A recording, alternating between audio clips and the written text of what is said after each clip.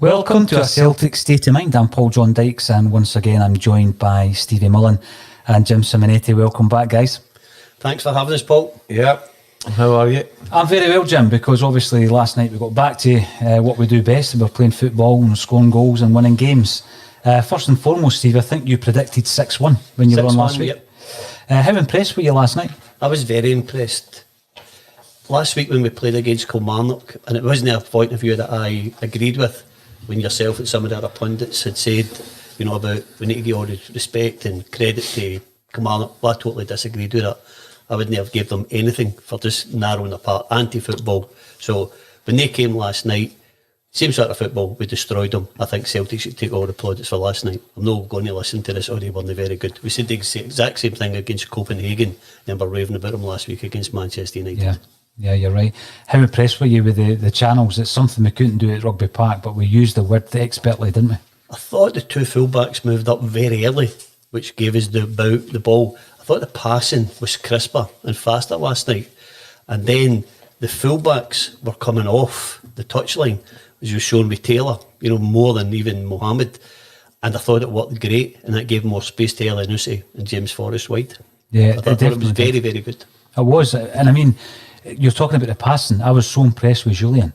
He was just getting that ball and spraying it all over the pitch. No more so than the opening goal for Elyounoussi. What a pass, Stevie. Half line into the penalty box. Great first touch by Elyounoussi. Around the goalkeeper with the first touch, and then pressure's off, and that was it. After that, the only wee bit, and again, you've always got, as a Celtic fan, you've always got for a wee bit that disappointed you. I thought a few times we were caught over the Beaton's head for going through, so there's still a wee bit witness there. In the second half, I'm a stickler for doing things correctly. And if you get good habits, it's the same as bad habits, they'll become your habit. And I thought we started showboating a wee bit in the second half, where if we'd have kept playing away, I thought we'd have hit double figures last night. Mm-hmm. And that, I mean, when you're looking at the questions that were being asked of Scott Brown prior to the game about morale, there's nothing better than going out and winning by a big scoreline and scoring goals, Jim. You're in the game yourself at a youth level. And it's all about enjoying and expressing yourself. I got the impression last night the Celtic play was just free flowing. It was, but before we go into that, you're right, it's about expressing myself. I'm actually quite pleased that Stevie's expressed to us as being pundits, because he's got a bit of notoriety in the continent with the Spanish and the Portuguese, so you're a bit of a pundit. So well done for that. Have we got the fan mail bag there? Because there's quite a bit run about the place for him. So well done for that. But isn't it great that people are looking in from the continent and looking at the comments that's been made in the show? If everybody comes on, I think it's great. But back to the game last night. Paul, yep, free flowing. Big Julian, no problem. Edward, no problem. Actually, round about the whole of the park, I thought we looked pretty relaxed all round, and it looked like a relaxed game. We spoke about it yesterday, so that's our seventh Icelandic game over the years, and won very comfortably. I don't think we were ever under any danger, any pressure or whatever. But sometimes in these games, you would like to be under a wee bit of pressure when you're ahead to see how the different reaction goes. But overall, well done. Well done, Celtic. Impressive. We'll run through some of the points that we've taken away from the game, Jim and Stevie. One of the big points is on Olivier Ntcham. Stevie, you've made a great point yourself. You've raised that we can't say that we're playing bad opposition. You've just got to look at the performance.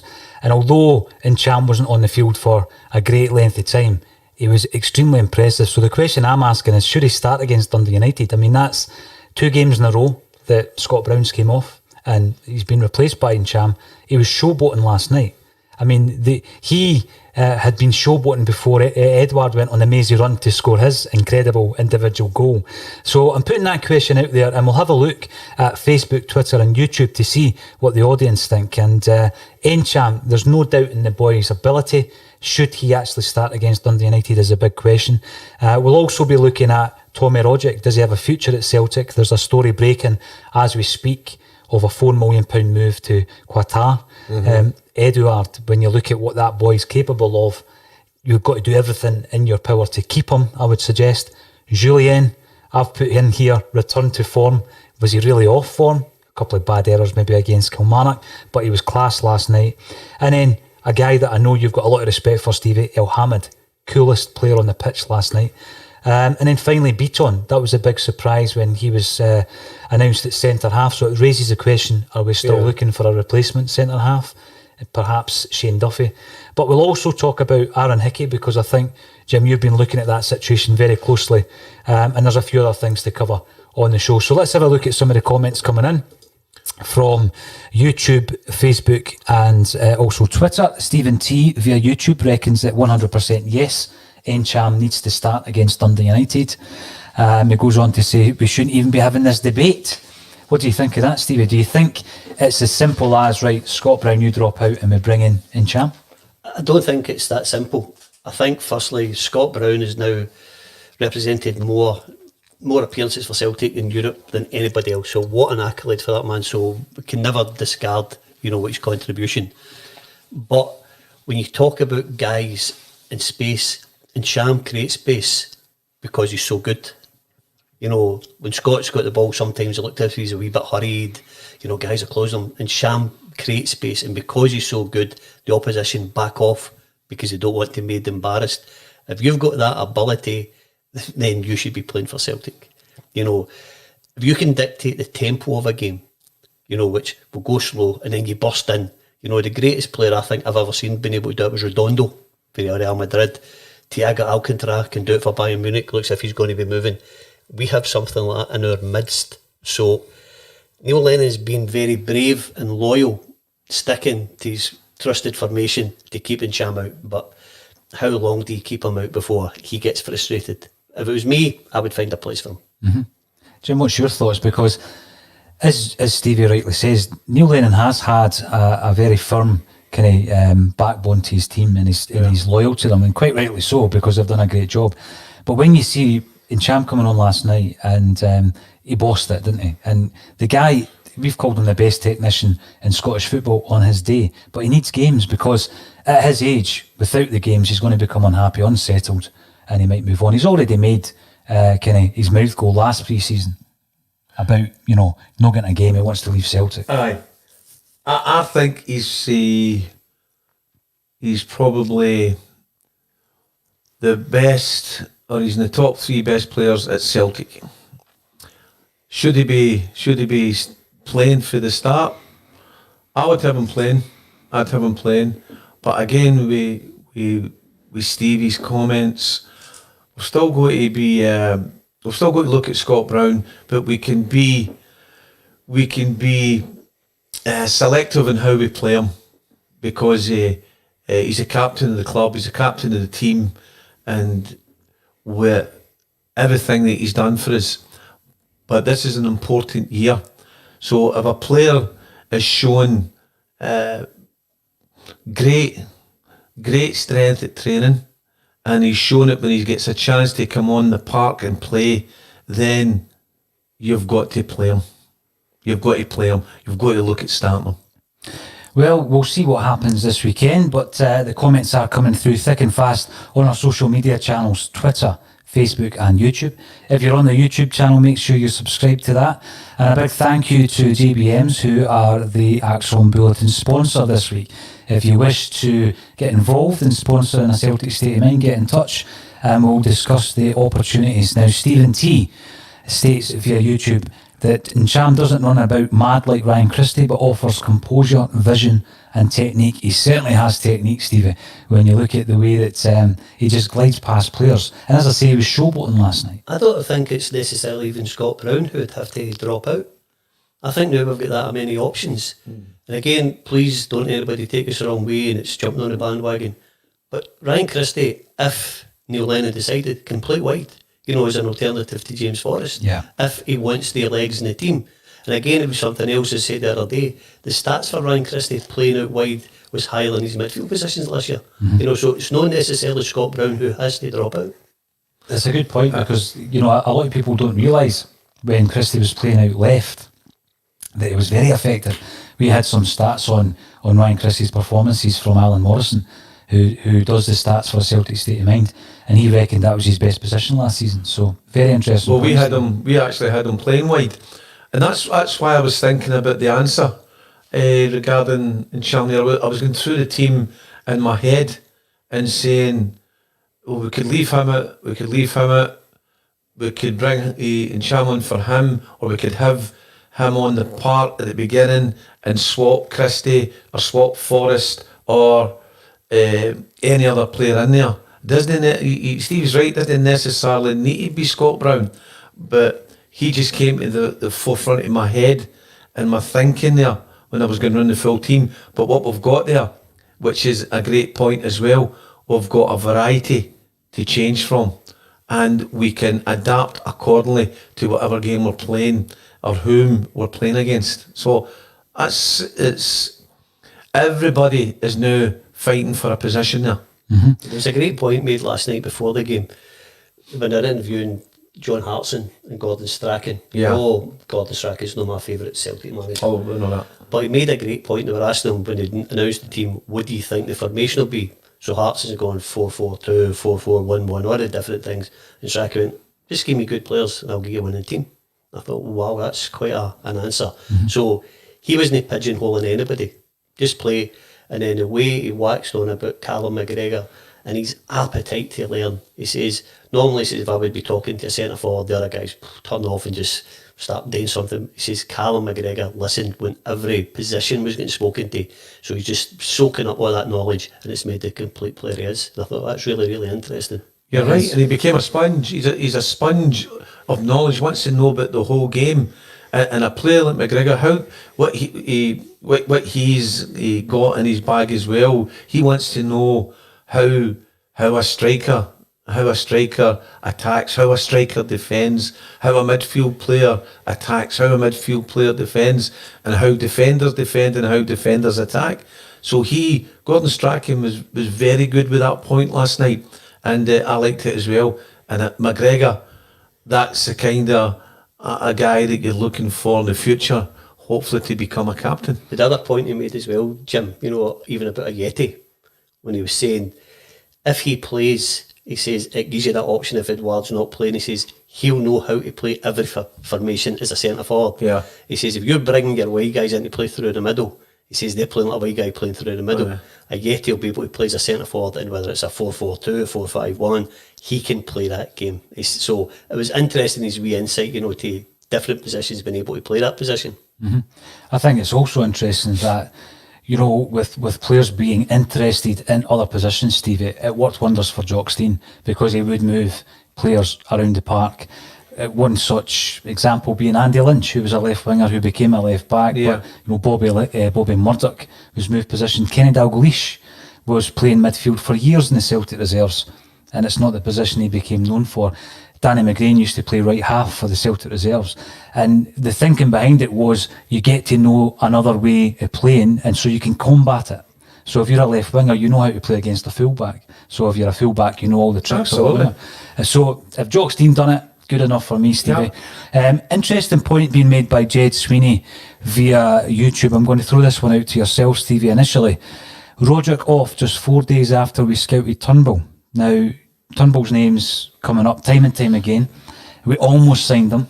He was pictured in the hoops in the boardroom, and we all know what happened. And I'm delighted that he's back. He's back playing again. Do you think there's legs in the fact that he's been linked to Celtic? And if so, should we act to avoid another scenario like the John McGinn situation? Well, I watch Jed always puts in good points, even if I'm watching the TV, he's always putting good things in. Spoke to somebody very close to that deal this morning. Celtic, Stoke and Newcastle are all interested in the boy. Spoke to somebody at Celtic yesterday. Talks have taken place with a variety of players, and it looks as if something will be done. A lot is dependent on the European progress. If they go, then these guys will be signing. I couldn't say specifically if Turnbull's one. There's definitely an interest in Gavin Strachan scouted them at the weekend. Right, interesting. We've spoken about Turnbull already, Jim. Yeah. My biggest concern is missing out. Now, I'm going to use a couple of examples. We missed out on Fletcher when he would have been a good signing, not this pre-season, back in 2009. James McCarthy being another one, and John McGinn. We don't want to do it again with this kid. No, we don't. And again, we want to get in as fast as we can, but we don't want to just go in and bring them in for the sake of bringing them in because they're on everybody's lips or on other teams' radars. I like that of a statement as well, that if we do well in Europe, then other players will come along. But I still would like to see players in just now for the league. No, they just necessarily, if we're getting into Europe, they want to come, but they want to be part of the team that's going to be looking to go for the 10th championship in a row. Well, you've made it clear that's your priority this season, my priority, Jim. aye. And there's a lot of people who would agree with that, that's for sure. Glasgow Rebel, good afternoon, and good afternoon to you. You're commenting via YouTube. If anyone is watching the Axon Bulletin on YouTube today, make sure that you subscribe. Everything we do is absolutely free of charge. And from Facebook, yes, 100%. Midfield had a fresh injection of pace, power and creativity last night when he came on. So there's a lot of support for the notion that Ntcham should start the game against Dundee United. Glasgow Rebel then comments that Rogic leaving is going to hurt like Lustig. I get what he's saying, right? Because he's a fan's favourite. He's given us some fantastic memories, Stevie. But we spoke about Tommy Rogic last night. He was on the bench, which I was happy at. But he's not been utilised, he's not been brought on. And the question was asked, is it time for him to go? Is it time for Rogic to go? And then this morning you wake up and there's apparently a £4 million move in the works. I'm disappointed that we're only getting £4 million for him, because a year ago they're probably looking at double that. Absolutely. But looking at the squad, looking at some of the other players that we're linked with, who we've already discussed today, is it time for Tommy Rogic to move on? In my opinion, yes. I think we've had the best of Tommy Rogic in a Celtic jersey. Obviously, the manager isn't going to play him as regular as Tommy Rogic would like. The fact that he's not even sort of getting on the park for any minutes, I think his time's up and it's time to move on and look for somebody fresher. If we're going to try and play with more power and pace, which I would like to see, i.e. a couple of years ago when we played Mönchengladbach, then Tom Rogic doesn't fit into that model, unfortunately for Tom Rogic. Everything slows down with Tommy, doesn't it? Yeah. I mean, he's got the twinkle toes, he can score some incredible goals. But the point I would make is, since Neil Lennon's come in, he's hardly been utilised.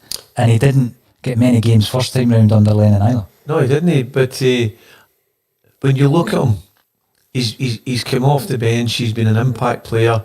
He's helped us achieve in games when we were behind. He got us in front. He's been a good servant. So if the news is correct and he's off to, is it Qatar? Yeah. And good luck to him. But I think it's probably time. I'd like to have seen him stay and be part of the squad. But if that is a decision and he's away, well done, Tom Rogic, for everything you've done for Celtic, and good luck if your deal goes through. Yeah, absolutely. There's a few other points to discuss, but let's break away for some transfer discussion, Jim. After yesterday, you had a closer look at Aaron Hickey. So what's your view on whether or not that deal is dead? Well, I had a wee think yesterday about Aaron Hickey, who's a 2002 age group player, which is an age group that I had a personal input with at Jimmy Johnson Academy. We played a lot of 2002 teams, various teams, and taking in games when Aaron was playing for Hearts, watching it. I liked him. Then I got him picked out, and I was told who he was.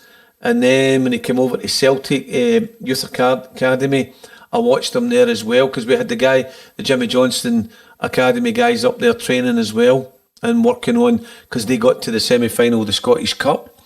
And I watched them, the 2002s playing there. At times I thought he might have been a wee bit weak, but then the more I watched him, I liked his technique. He And then when I seen him coming on the Scottish Cup 2019 final, I think he was the youngest player to appear in a Scottish Cup final.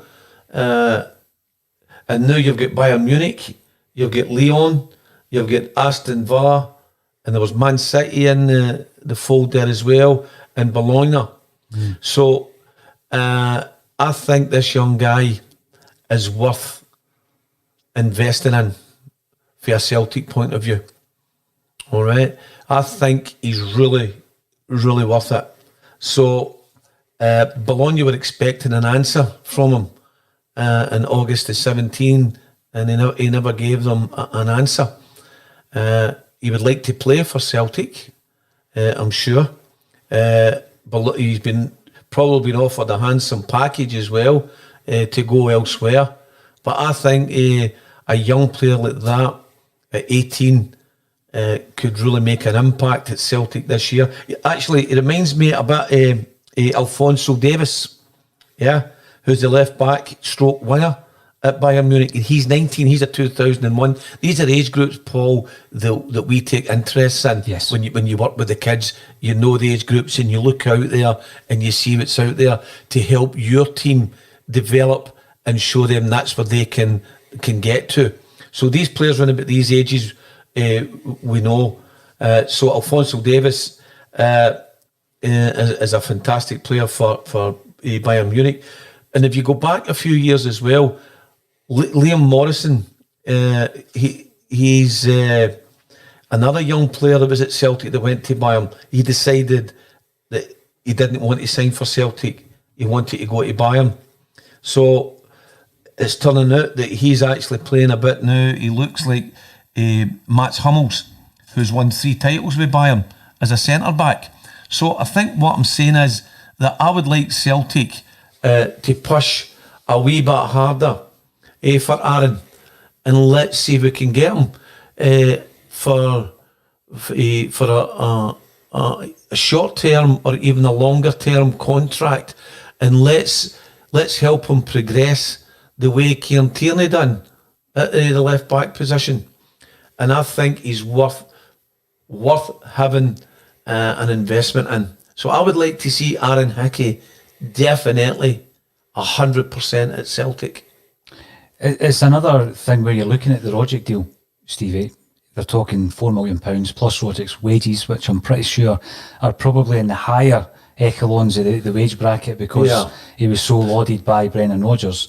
You take that player out of the squad and you can reinvest in some of the youngsters that we're talking about. And they're not project buys. You know, Turnbull would be pushing for a spot in the Celtic team. Hickey would be second choice to Taylor, of course, initially. But then obviously you'd be looking at him as backup because, you know, even last night I thought Taylor looked as though he was injured, you know, and we're one injury away from not having a left back. And, you know, I still wouldn't play Callum McGregor there like some folk would, Stevie. No. But, you know, you'd look at someone like Rogic who's actually contributing nothing at the moment and hasn't contributed for some time. You could reinvest your Rogic money in a couple of players like that. But it also begs the question about the centre half. Now, the biggest surprise for me last night was Nia Beaton starting. Didn't have a bad game, Stevie. Wasn't a standout, I don't think. It's the go-to option for Neil Lennon, though. He's a dependable player that Lennon really relies on at times. But I think the biggest learning that I took from that, the biggest message that I took from that is we still need a centre half.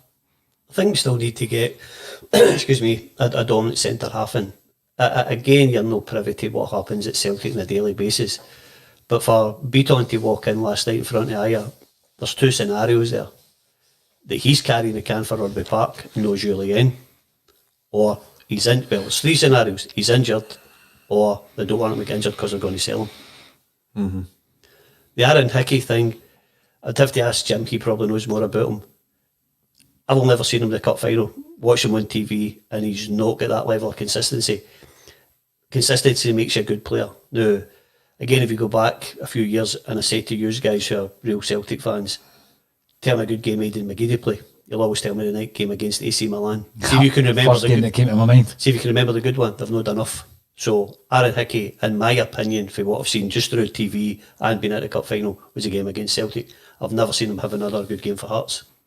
That's an interesting point, that, because the minute you mentioned McGeady, I thought AC Milan, because that night had us off our seats every time we got the ball. There was an air of expectation.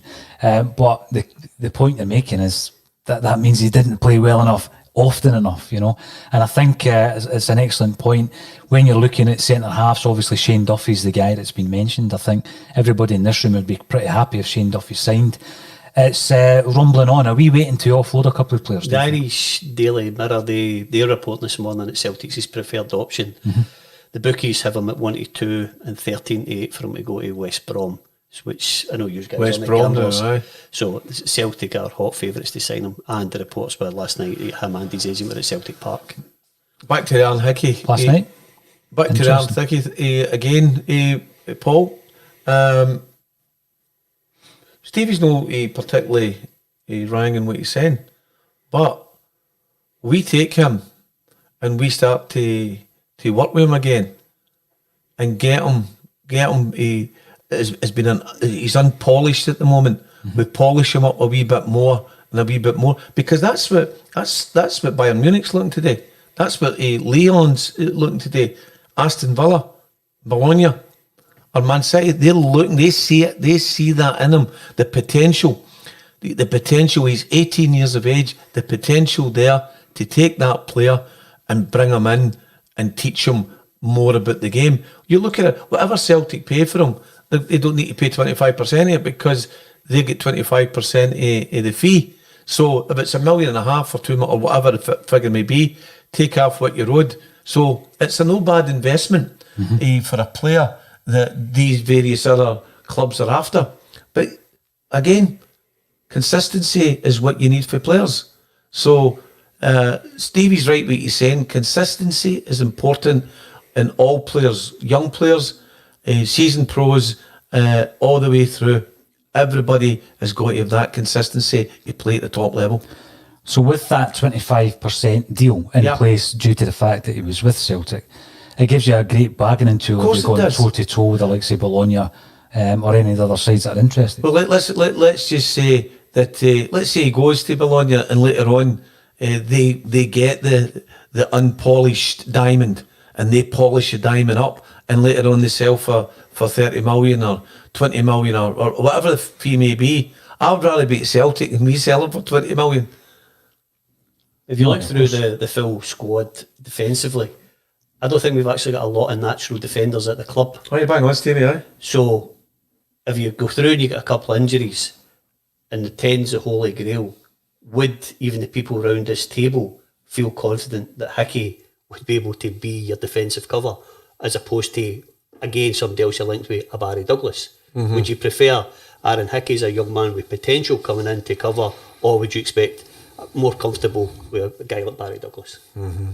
I would be more comfortable with Douglas, but then you're looking at the sell on value.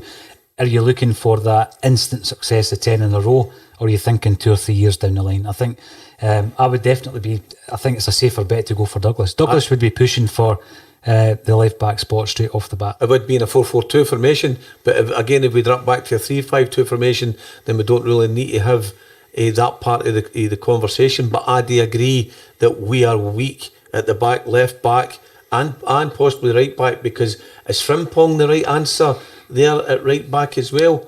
I don't think so. So the defensive side of the game, we really need to strengthen that. Well, I'm glad you mentioned Frimpong, because obviously he was left out last night, Stevie, and a player that you're a big fan of, El Hamid, comes in and he scooshes it. He had a great game. Surely he's your first choice right back. He just strolled a game, and I think he showed again last night that he's just a quality player. Mm-hmm. Not fussed, just played. Everything just seemed to be easy, passing, crossing.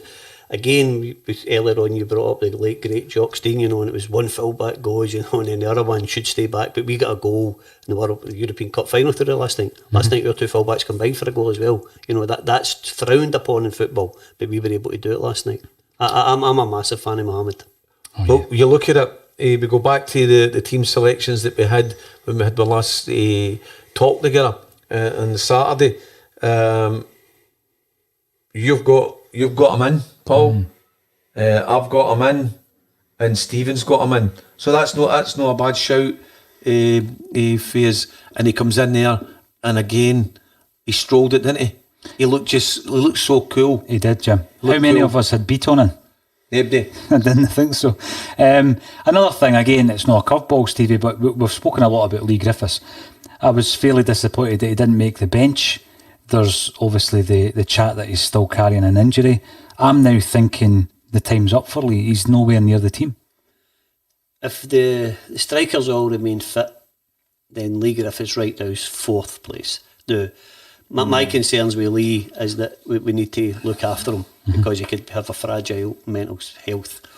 But football-wise right now, nothing to do with his ability, just football-wise and being prepared to play. Neil Lennon needs to be able to depend on these guys. And for the last wee while, he's not been able to depend on Neil. And if you're going into this season, it's vital. We can't have that, right, you're playing on Saturday and Lee's unavailable for something that's out with Neil Lennon's control. Jim, what about yourself? I mean, we're big fans of Lee Griffiths. Everybody in this room's a big fan of Lee Griffiths. But it is getting to that stage now, Stevie. If he's 4th choice behind the likes of Klamala, then I'm getting to that point where I think the time is up for Lee Griffiths. I would agree with. Sorry, and Andy also had Mo in as well. Lee Griffiths, you need players you can depend on.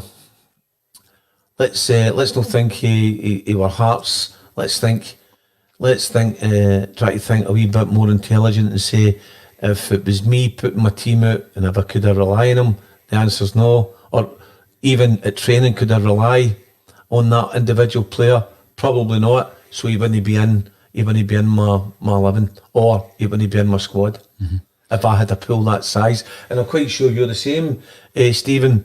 If you were a coach, doesn't matter how much you like him, but if you couldn't rely on him, he wouldn't be in there. I think this season just need to be absolutely ruthless. Yeah. You know, and again, people say, oh, you don't need to. No sentiments. It's a professional football club who's going for 10 in a row, hoping to qualify for the group stages of the Champions League. You can't be sentimental this season. If they're not there, they can't do it. They don't play. Bring in somebody who's got a jersey and is willing to come on and do a job for you. 100%. Yeah. Now, he's been mentioned all week, Julien. You reckon perhaps one of the reasons Ayer was on the bench is maybe Neil Lennon was looking at him rather than Julien. He comes on last night and he strolls it as well. He had a fantastic game, Stevie. I'm not sure about the celebration when there's no fans to celebrate in front of, to be fair, but what a player he was last night. I mean, last week we were going on about him not being able to play against the likes of London Dykes, and he goes on last night as a cracking game. I think it's the nature of Celtic fans, which we all are. Even in a positive situation, we'll always look for, but see if that would have happened. We're 2 games into the season, like league games, and we've wrote off half our team. That's just what we do. We win 6-1, we will look for a negative. Julian's a top class player. There's absolutely no doubt. The wee thing that I think that Celtic lack is, and I don't know if he's watched the Man United game the other night, when Fernandes goes through Lindelof because he caused a goal. I never see Celtic players having that reaction with each other, and sometimes I think it's needed. Lindelof's terrible for the 2 goals and Fernandes slaughtered them. If somebody gives Julian and maybe a wee rocket, and again, it was really only the first half of Rugby Park he's made 2 mistakes. But it wasn't a bad game. I think you're right, Paul. Paul. I think Stevie's right. But see if somebody like Duffy comes in there and helps it there as well, I think he will make Julian become a better player. I think he will. And sometimes these wee rollickings that your captain gives you about the park is for your benefit, to make you become better as well. So Julian last night again looked Mr. Cool. He looked Mr. Cool, but that wasn't really playing against much. But stay with the guys, and if the fans could encourage more as well, rather than just criticise them and be negative. 2 games into the season, let's relax. Relax, you play better. If they know that you're behind them 100%, they will all come good for us. I believe the Celtic team and squad will come good for every one of us this year. But The other big relax. thing as well, Jim, is that Julian is 27 years of age. Aye. You know, Aya, who again I'm not a particular favourite, I know that. but he's a boy, you know, who Aye. could progress. Julian's 27. He should be the finished article at 27. But he's no Stevie. But should Celtic be spending £7 million a centre half that's no the finished article? No, really. But he's learnt. He's still got a long way to go in his game intelligence when you watch him. But I think with Duffy coming in there will help them. Will help him immensely this year. And see, this year, that's really all I'm concerned about for the time being, is this year to help make him and other players run about better players.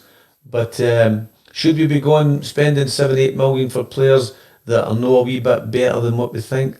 The answer's no. I actually think that's quite a damning indictment, Jim. You know, if you're 27 years of age and you've still got a lot to learn. These guys are playing the continent at 19 years of age. Aye. And they've played about 150 games. And we're still talking about a guy developing at 27. Definitely. No. We're always developing. I think you should be the finished article at 27 Aye. if we've spent 7 million on him. On nights like last night, despite who we were playing, you think he is, and then something like the Kilmarnock game happens. Hopefully, he can eradicate that, Stevie, as we move ahead in this season. Because I'm now beginning to wonder about Aya after you said maybe he's on his way out. Let's see, because I think a few players will be. There's a question coming in from Philadelphia, gentlemen. If you play Ntcham, who do you leave out? For Saturday, going to Tannadice, personally I would leave out James Forrest, and I'm not a James Forrest hater. I just think the freshness of Ryan Christie out there, with Ntcham, Brown and McGregor in the middle, Elyounoussi wide, I think we'd take care of Dundee United comfortably. Jim, first question is, do you play him? Or are you quite happy with how we started? No, I play him. You would play him? Oh, I would play him. Yeah. I would play him. Forrest, possibly. Yep. James Forrest. Interesting. Let us know what you think via Twitter, Facebook and YouTube, and we will run through some of your comments over the next 10 minutes or so. Coming in from Facebook is James Downey. Forrest should not be left out the team and will bag at least 15 goals and assist double that. Most prolific winner in the SPL last season. And he was, and the goals that he's created has been astonishing. But I think based on the first 3 games of the season, that's where you're picking your team, aren't you? But there you go. There's somebody else with a different opinion again. You would leave Forrest out and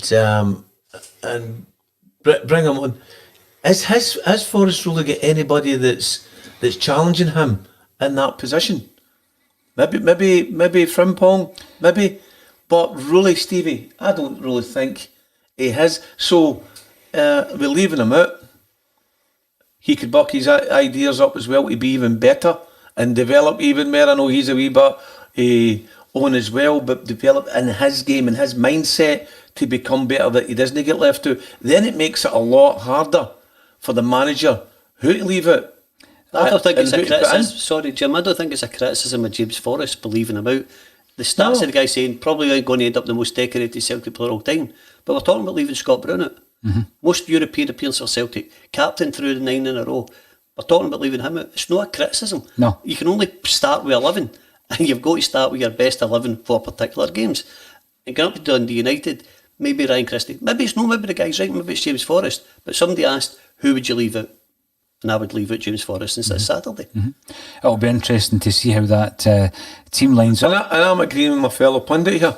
Your fellow pundit, there's one side of the room has pundits and the other doesn't. Tony Cassidy, goodbye Tom Roderick, welcome Lionel Messi. Well, he would shoot the hoops, to be fair, and I think he probably likes playing at Celtic Park as well, but haven't we got our own Lionel Messi coming through the ranks? Let's hope we do.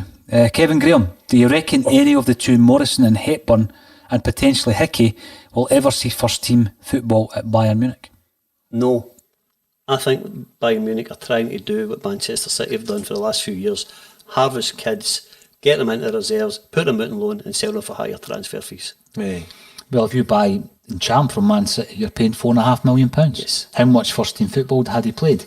So you're right, it's really just a way, it's a conveyor belt, isn't it? It's like an advance in their youth millions. system, you know, their academy. Bring these guys in, they're getting first team football elsewhere, bring them in, put them through, and then you transfer them for more money, even if they've never seen the first team. And is it not also a signal for Scottish clubs, maybe virtually all Scottish clubs, give your youngsters a game? Because if you're looking at Hearts there, you're looking at Hickey, he's not, what's he played, 30 games? Aye, 30 games, aye. You know, give him the game time, because then he becomes a saleable asset. I mean, Scottish football for too long hasn't given youth a chance, Stevie. But you're looking at another example. Remember the young kid, Jordan Allen, that played for Airdrie when he was an incredibly young age, 14, 15 years of age. He ends up going down to Wolves, and Airdrie get a great fee for him. I think he's now at Cowdenbeath, incidentally. But if you give the boys a game, and he's maybe got 20 games under his belt, he comes to the attention of clubs who will take him. And even if it's 300 grand you get, that's a lot of money for some of the smaller clubs. I know they've knocked back the Colt idea, but what would be the thing? Just say for Alloa, and I'm only picking Alloa out, that they became a feeder club for Celtic, and you gave them your players who were just below first team, maybe what would normally be the reserve league, and they stayed there for a season. You know, you've a great tie-up. Alloa are getting really players that they couldn't afford or normally have in their team, and then when they've played there, they're ready to move in. Yeah, because it's too big a gap just now. And again, I believe that the Celtic fans are harder than the homegrown ones, and somebody comes in with a foreign sounding name. The thing is, as well, Stevie, that's a great point. Talking about reserve football, you played reserve football. You spoke about going and playing reserve football at Celtic Park, and as a young guy moving up, that's a step up. So you're learning all the time at that stage of your playing reserve team football. You were on the same pitch as Paul McStay, am I right? Yeah. So you're playing against guys who went on to become international players. So you're going to learn far more as a 17, 18-year-old playing against seasoned pros who are maybe out the side, getting back to fitness, out of favour, than you would against another 17-year-old. Absolutely, but Steve's right. These and we've spoken about this, that these players have got to go out and get game time. Whether it be, you've mentioned Alloa there, it could be Alloa or Cowdenbeath that you have spoken about there as well. I'm going to say this again. Celtics get lots of friends out there with various clubs at this particular time who would be delighted to take players. Who would be delighted to take players to get them game times. Even younger players going to places like St Roch's to get a bit more experience as well. Playing in that type of environment. Wherever you play football, if you're on that park, you're gaining experience all the time. And it's all part, again, of your game intelligence and your development from within the game. I'm mentioning that word development again. Every player that plays a game more than the player less is gaining more and more experience. So get them out to teams that we can work with and then get them back in again. So it's important. It really, really is important that we do it.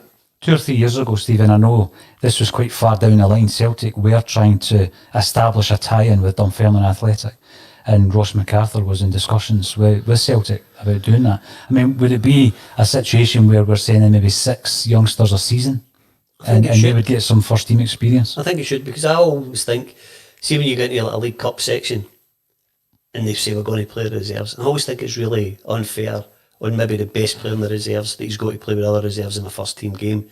I would always like him to play with 10 of the normal first teams to see if he can adapt to the guys, and his game's easier playing with better players. So if you send 6 or 7 for Celtic, what we'll call reserves, to Dunfermline, then they go there, they're all used, and it's the same level. Dunfermline are getting the benefit. You can't send 1 or 2 and they're going to play with a lower level player, because they're not going to get the professionalism they need and that impetus to move on. So you come back after the season, you're ready to get into Celtic first team. Yeah. You know the level we're talking about. I mean, Alloa, obviously, Peter Grant is the manager there. Last time I checked. Chairman Mulroney. That's like an ideal club to go and set this up. Would there be anything to stop them? Because I know that Celtic and Dunfermline were in discussions about doing it. Would there be anything to stop a club having that tie-in? No. I think Peter's took a few. I think you would just have to see, and I'm certainly not an expert on this, how many loan players you can have in a season. I don't know if there's a limit that would maybe say 5, then that would be all you could have. I don't think they would allow you to have 11 Celtic players going to play for Alloa. You know, there'd obviously be implications in something like that. Aye, the limit for each club, Stephen. Yeah. Aye. You know, but I think it would be a good idea. I think we could do well for our young players rather than try to go for development league right into the first team. That's actually a good question. I'm thinking here. That's a good question. How many can go for the one club? I'm not sure on that. I'll need to check that. But that's quite a good question. Another wee bit that's, I spoke to somebody yesterday when we were speaking last week about the outstanding fixtures and how it could affect us. I think talks have taken place, although they've not been confirmed, that they would be played around about the international weekend in September. Is that right? Yep. Which is ideal, isn't it? Is that early September? I think it's towards the end. Right. Interesting, and we'll keep an eye on that. Now, there was a discussion just the other day there, Stevie, in relation to some comments that had been made, and it just shows you how there is a narrative. So if someone says something, let's put a spin on it, let's put a headline on it. And you had a comment to make in relation to Charlie Adam, but you've gone away and thought about that, and you feel that you'd maybe been led down the garden path with the headline. Yep, I watched it again. Again, it was him and Tam McManus, and Tam McManus is still really saying the same narrative. But I understand Tam McManus. I know Tam McManus' dad, and he's a lovely, lovely man, big Celtic fan, and a great supporter of the Candy. But what surprised me with him, they were talking about grounds they had played at. Charlie Adam was talking about Old Trafford, the Bernabeu, and Tam McManus said, I played at Ibrox and Parkhead. And I thought, as a Celtic fan, you would never put them in that order. No. You know, if somebody says you both Celtic, Rangers, Parkhead, Ibrox, and I thought that's a really strange something who's brought in the Celtic tradition. But I went on to Charlie Adam, and he was speaking, and again it was about the Yeti deal. He was very, very complimentary towards Celtic and the fantastic job that Peter Law and the coaching team and the manager has done. I think the bit when he says he'd heard he wasn't up to it, I took it he was talking about his fitness, because he says in a few years' time this guy will be worth 10 to 15 million quid if he develops the same way, because Celtic have a brilliant model. So I think maybe I jumped the gun and probably done it wrong, but he actually came across as a very rounded young man. And again, I think earlier in his career, maybe it was a wee bit different, but obviously suffered the death of his father for completing suicide in 2012, which was a horror occasion for him and his family. So he'll probably never listen to this, but if I was a wee bit harsh, I really apologise to him, because even to speak the way he does now after all that time, I think it's testament to him and his father's upbringing for him. I think that's brilliant that you've come out and suggested that, and if you're wrong, you say you're wrong. So brilliant, Stephen, well done. Absolutely. Is that no great testament to Stephen? Coming out there, coming saying, I've went back, I've had a look at it, had a wee think about it. I've made a mistake here. So good on you, I'm proud of you. Well That's done. brilliant, well done. A couple of more points before we finish up for today's Axon Bulletin. Kevin Graham, who's well known to the Celtic State of Mind's listeners, no one has been poor enough to get dropped for Ntcham. Until that happens, or a change in formation, then he's a sub. Well, there's Kevin come in with a wee one there, but just like the horse with a hat on it, I don't necessarily agree with that. You don't need to have a bad game to make changes. But you had a change last night. Correct. Christopher Ayer dropped it. Frimpong dropped it. So there's changes that the manager's decided. Yeah. He's the only guy that makes a decision. Everybody has an opinion. Our opinion was something different for Kevin's. Aye. But 2 players last night dropped out. So is Kevin going to go back to Neil Lennon and go, by the way, you go to Rang in the back of 6-0 victory? No, but Why do you think so? No, you can't, Stevie. And what we're saying here is, Paul, that you don't have bad games or good. You change your team to suit how you want to play on the night or on the day. You just make changes for the formation. You make changes to adapt. Not because somebody's not playing well. That's I don't agree with that at all. Nobody gets dropped because they're just not playing well. There's various reasons for changing your team, and a lot of different things come into it. Did any see the brilliant guy on RTE last night talking about the Leipzig No, I didn't actually. PSG game? A guy called Richie Sadlier. and he slaughtered both of them and says how everybody in football hates them. And he's an outstanding journalist, you know, to say it. Leipzig, he says, they're just a promotional thing. He says they're like an advert on a billboard. And PSG, they're run by a country who just terrible civil rights and homophobia in it. Tom English, we criticise teams like that, we would be attacked by their fans. So there's a different level of journalism. But the best one for today, guys, Joe Biden, who's running for President of the USA, his code name for the Secret Service is Celtic. Yes. You're kidding. No, Paul, I need to come in here with my colleague, my co-pundit, so to speak. He's actually got another name. He's actually got another name as well.